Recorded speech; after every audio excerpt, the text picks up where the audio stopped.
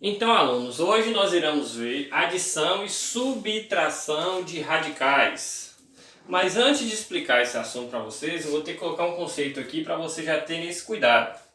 A adição, eu não coloquei, porque o espaço foi um pouco curto, mas tanto a adição como a subtração de radicais, ela é parecida com aquela adição e subtração de letras na equação. Aí eu coloquei um exemplo aqui para vocês entenderem o que eu estou querendo dizer.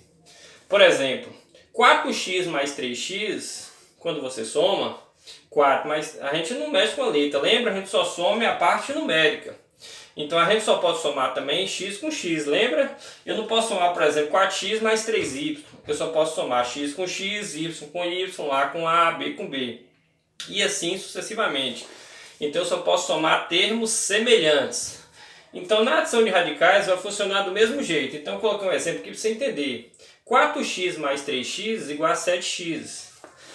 Vai acontecer do mesmo jeito na adição de radicais. Aqui eu tenho uma adição de radicais. Então, obviamente, como funciona a adição de radicais? O termo que está dentro do radical vai ser como se fosse esse x aqui.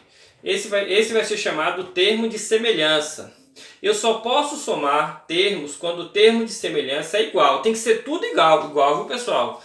Tudo igual, tem que ser igual o radicando e tem que ser igual também o índice. Por exemplo, se tivesse um cubo aqui, por exemplo, 2 raiz cúbica de 3 mais 5 raiz quadrada de 3, eu não poderia somar. Eu só posso somar quando é tudo igual. Se tiver alguma coisa diferente, eu não posso somar. Quando o radicando e o índice for igual. Então, esse radicando e esse radical funcionaria como esse x. Então, aqui seria, na verdade, o quê? 2x mais 5x, seria basicamente a mesma coisa daqui.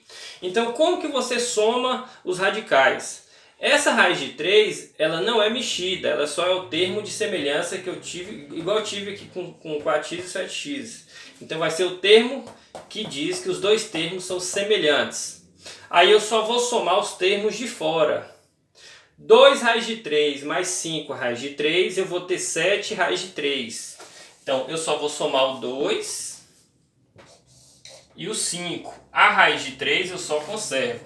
Então, 2 raiz de 3 mais 5 raiz de 3, 7 raiz de 3. Aí eu coloquei aqui uma observação muito importante para vocês terem o máximo de cuidado. Raiz de 15 mais raiz de 15 é igual a raiz de 30? Não, é diferente, nada a ver, viu? Isso aqui na verdade não existe, Essa informação aqui é inverídica. Nunca que raiz de 15 mais raiz de 15 vai ser igual a raiz de 30. Aí eu coloquei a resposta certa aqui do lado. Por exemplo, se você tem uma raiz de 15 com mais uma raiz de 15, você vai ter duas raízes de 15. E não uma raiz de 30 como está aqui. Então aqui é como se fosse um x mais um x. Seria 2x. Certo, pessoal? Então, eu só posso somar termos quando eles são semelhantes. Eu nunca poderei somar termos quando eles não forem semelhantes. Então, raiz de 15 mais raiz de 15 não é raiz de 30. Raiz de 15 mais raiz de 15 é 2 raiz de 15. Continuando, vamos ver mais uns exemplos aqui, dando prosseguimento a esse conteúdo. Vou colocar mais um exemplo aqui com vários termos. 10 raiz de 3, mais 5 raiz de 3, menos 11 raiz de 3, mais 2 raiz de 3. Como efetuar essa soma? É muito simples, aqui eu tenho vários radicais somando. Eu vou fazer o quê? Eu vou circular os positivos, igual uma ação de inteiros. E vou somar. Cuidado na hora de somar, viu? A raiz de 3 não é para ser somada, é só o termo de semelhança, viu? É como se fosse aquele x lá da equação. Então eu vou somar só os termos de fora. 10 mais 5, 15. 15 mais 2 dá o quê? 17 raiz de 3, beleza? Aí o outro que era negativo eu só copio. Menos 11 raiz de 3, beleza? Aí é só efetuar a subtração.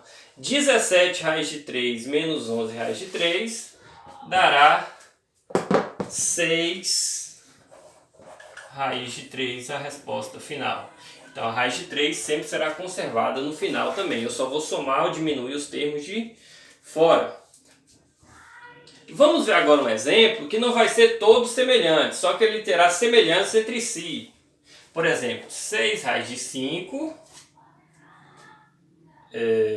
menos 2 raiz de 7 menos 5 raiz de 5 e mais 3 raiz de 7.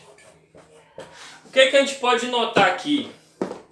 Eles todos não são semelhantes. Por exemplo, nesse caso aqui, todos eram semelhantes.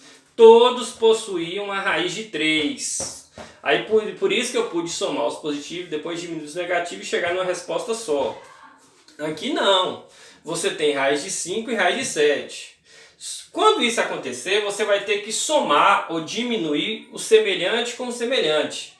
Por exemplo, o raiz de 5 com raiz de 5 e o raiz de 7 com raiz de 7. Então eu vou somar ou diminuir esse com esse e eu vou somar ou diminuir esse com esse, porque eles são semelhantes. Então vão ter duas respostas, né? Vai ter a resposta do raiz de 5 e vai ter a resposta do raiz de 7.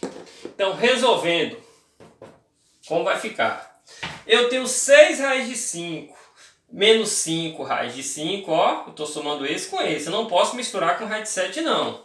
6 raiz de 5 com menos 5 raiz de 5, eu vou ter 1 raiz de 5. Se você quiser, só coloca assim, pessoal. Não precisa você colocar 1 não, viu? Eu só vou ter 1 raiz de 5. 6 menos 5, 1. Tanto faz colocar 1 aqui como não. Então eu diminuí esse desse. Agora o outro. Eu devo 2 raiz de 7 e eu tenho 3 raiz de 7. Eu vou ficar tendo ou vou ficar devendo? Eu acho que vou ficar tendo, né? Porque eu tenho 3 e aqui eu estou devendo 2, então eu tenho 1 a mais. Então 3 menos 2 eu vou ficar tendo 1 raiz de 7. Posso fazer mais alguma coisa, professor? Não.